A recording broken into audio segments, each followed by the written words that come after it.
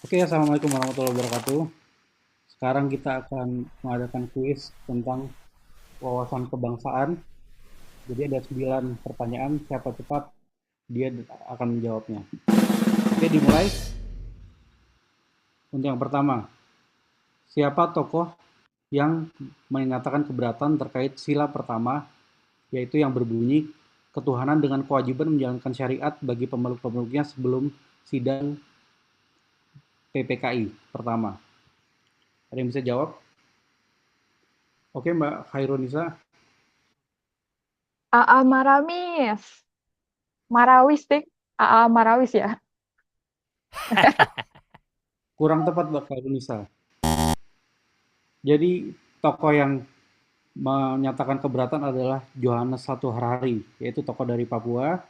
Dia protes karena dengan berbunyi pasal sila pertama, yaitu menjalankan syariat bagi pemeluk-pemeluknya, itu hanya condong kepada kaum tertentu saja, yaitu agama Islam, tidak melambangkan persatuan Indonesia. Oke, berikutnya. Oh, oke oke oke. Oke, terima kasih. Berikutnya nomor 2.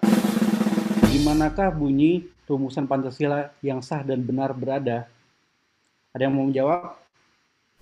Silakan, Mas Farid. Saya. Eh, rumusan bunyi rumusan Pancasila sah dan benar berada di eh berada di berada di mana ya? Gimana, Mas Bunyi Farid? Ayo.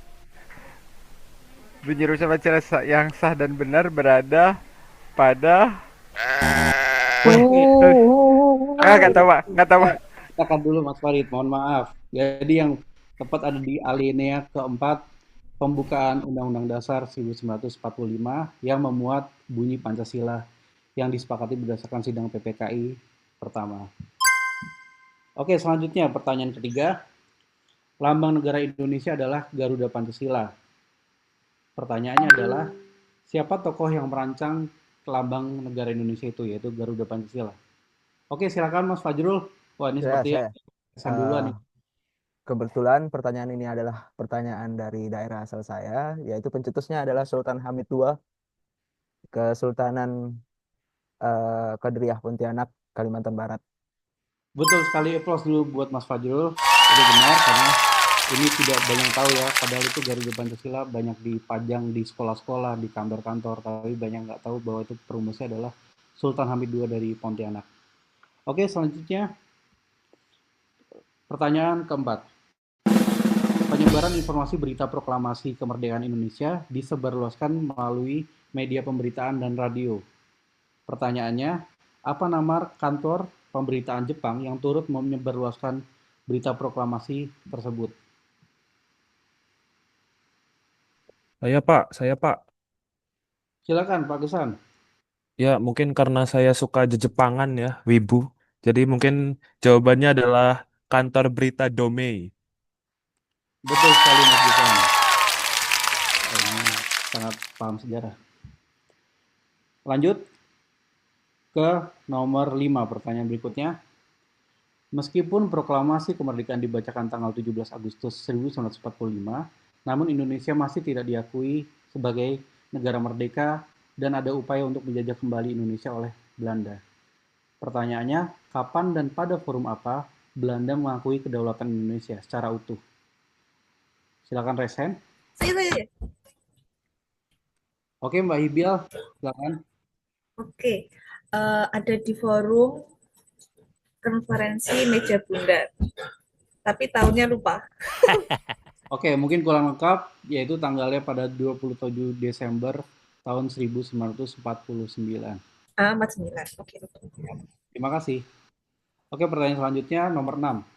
Kapan lagu kebangsaan Indonesia Raya pertama kali dikumandangkan oleh penciptanya yaitu W.R. Supratman? Oke, jawabannya di 28 Oktober 1928.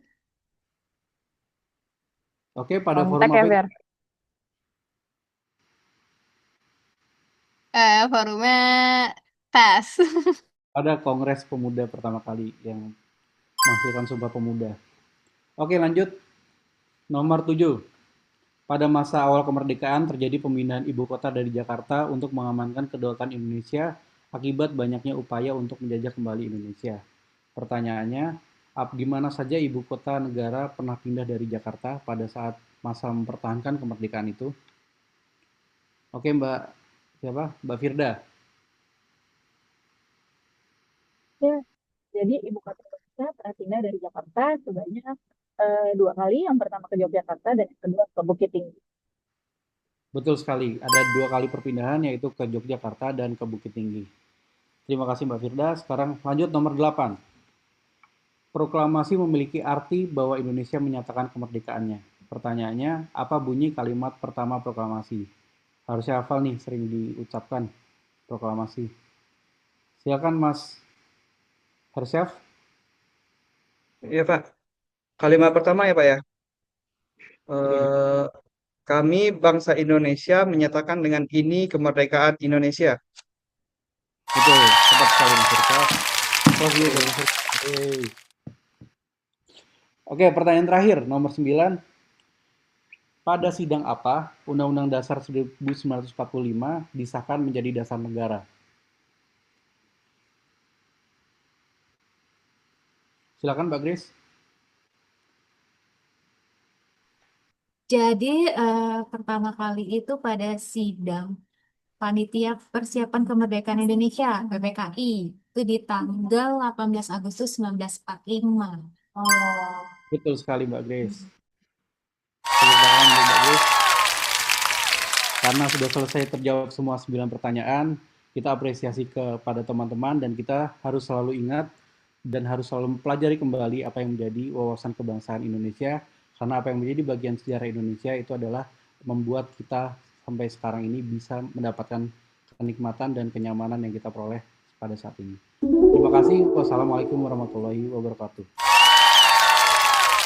Waalaikumsalam warahmatullahi wabarakatuh. Ditunggu yang kedua tadi. Waalaikumsalam warahmatullahi wabarakatuh. Hadiahnya mana ya? Oh, dianya, iya. Hadiahnya Dari mana mana? ya? Dari mana? Ini panitianya saya aja nih. Hadiahnya minta King Farid lah. Wah, Mas Farid. Aduh, Bang.